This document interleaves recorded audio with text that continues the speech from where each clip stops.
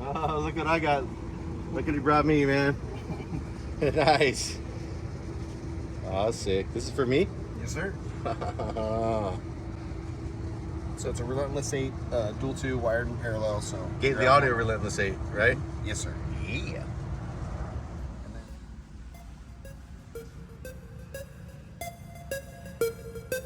Look at it. Look at it. Yeah.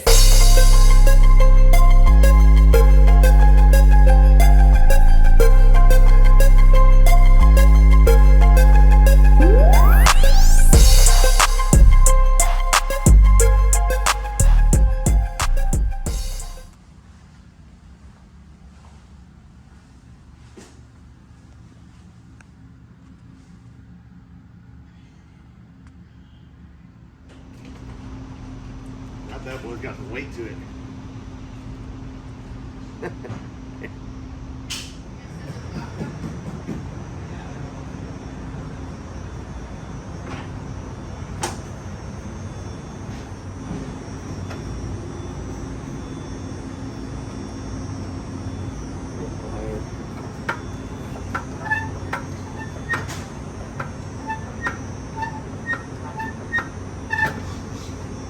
What's cool about this is this box, I'm gonna get my prints all over, but oh well. That's just a base plate with some LEDs in it. So that just sits in this little tray.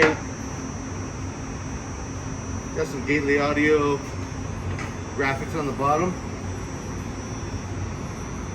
I don't really know how they did that. That's nice. That's not just a sticker. I don't think it is. Oh no. That's like some sort of special technique that they do over there. It's like resin or something. Put the Gately Audio logos in it and it's been sanded down. And like I said, this base plate has LEDs in it. So I just gotta hook up positive and negative and this whole thing should light up. Of course, it looks like it's got 4 holes so you can mount this thing down if you want to. It's too bright in here to see how good it lights up, but I'm sure before this video ends I'll have it in the dark somewhere. Can you?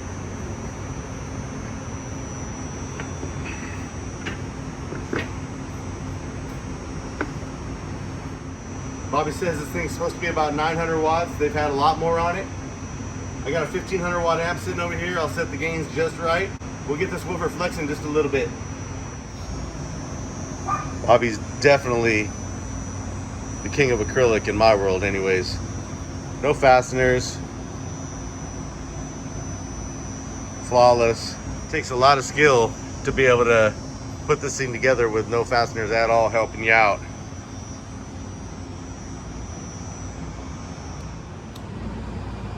Alright, we're sitting at exactly 1 ohm. This is a dual 2 wired in parallel. If you were to take this dual 2 and wire it in series, it would be a 4 ohm sub. But we're sitting at 1 ohm, which is what that Demore Engineering 1500 likes. Okay, so we're looking for that first high peak.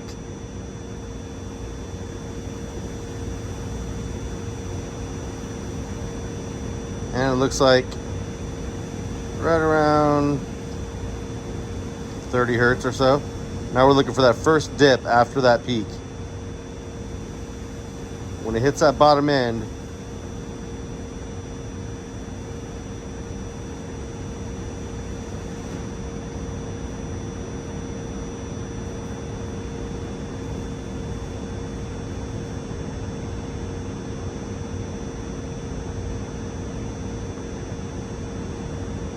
all right, so it looks like we're tuned to about 40 to 41 hertz. This woofer is also brand new, so it could change just a little bit. But either way, 40 hertz is a very well-rounded box for any system. Rock, rap, whatever you want to play. Obviously, if this box is tuned to 40, 41 hertz, you don't want to be dropping it down to 15 hertz or anything like that.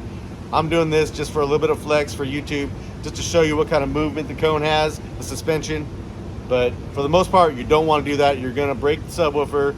You're going to smoke it. Don't ever play that far below tuning if you want to keep your sub.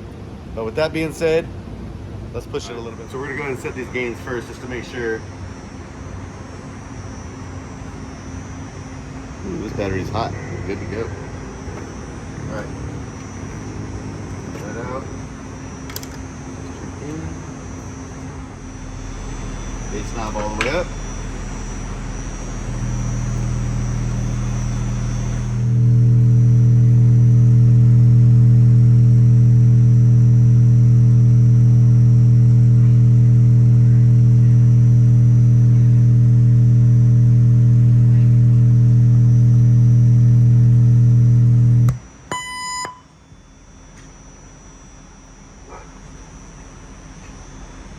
We're going to set this to about 8 dB of overlap because it's a 900 watt sub.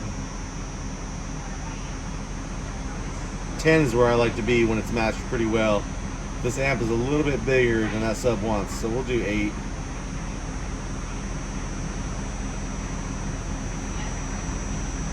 That'd be real nice. And then of course, now that that is set, turn this down to nothing, no overlap, and turn it back up, right back to the 8-ish, just like that. So these gains are set pretty nice. 8.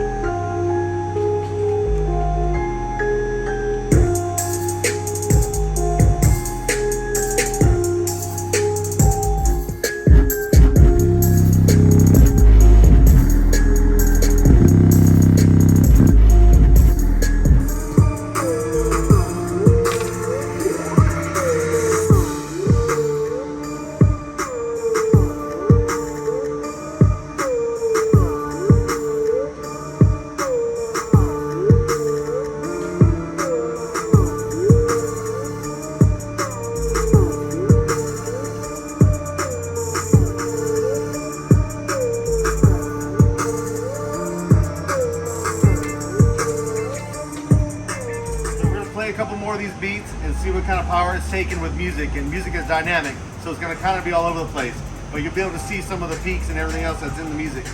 And then we're going to go into some test tones and flex the shit out of this little woofer. So let's see what it does with regular music. Okay, so here we go.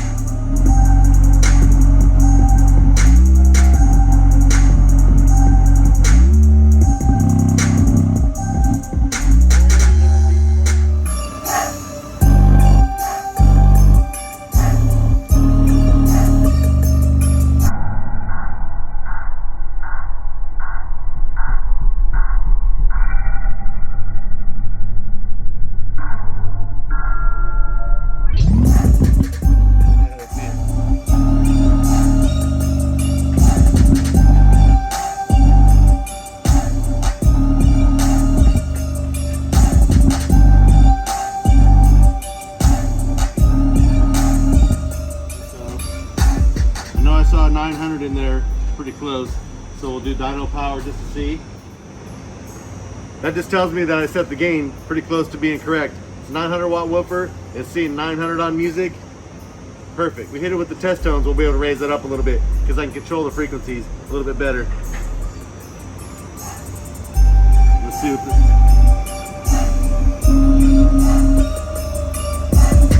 this one's gonna lock in on the highest one that it sees.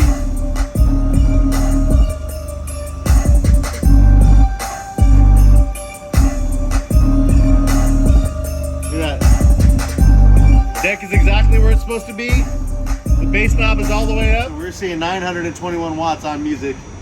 Perfect. That means the gain is set pretty close to good. We'll hit it with some test tones. I know we can raise that up a little bit and we'll get some major flex out of this little 8-inch woofer. I can control the frequency a lot better with the IMSG, which means I can control the flex and whatever's coming out of here until I see smoke. Hopefully I won't. I don't want to.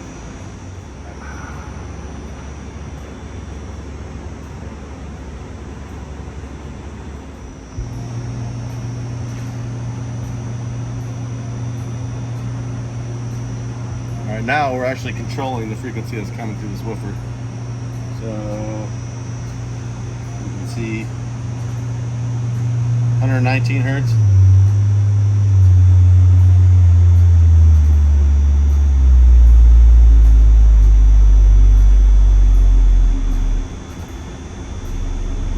Hey, let's put that on slow-mo because that woofer is going to get to moving. 50 hertz.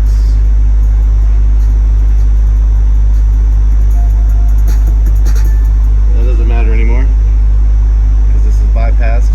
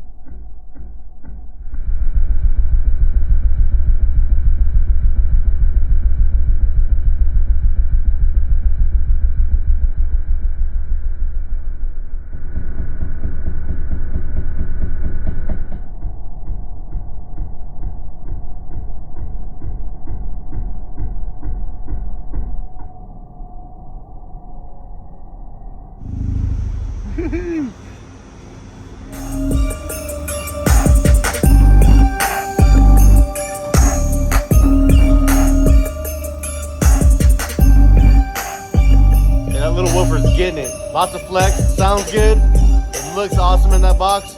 Thanks a lot, Bobby Gately. I really appreciate it. I think I got one more thing to do before I close this video out. We have to plug it in and see how much it glows. It's right in the middle of the day. I got skylights in here, so I don't know how much it's gonna glow. I figure at night it's gonna be much better, but let's see what it looks like.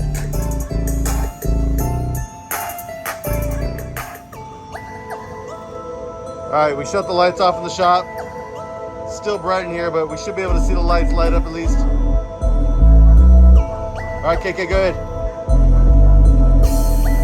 Oh, damn. Look at that thing, man.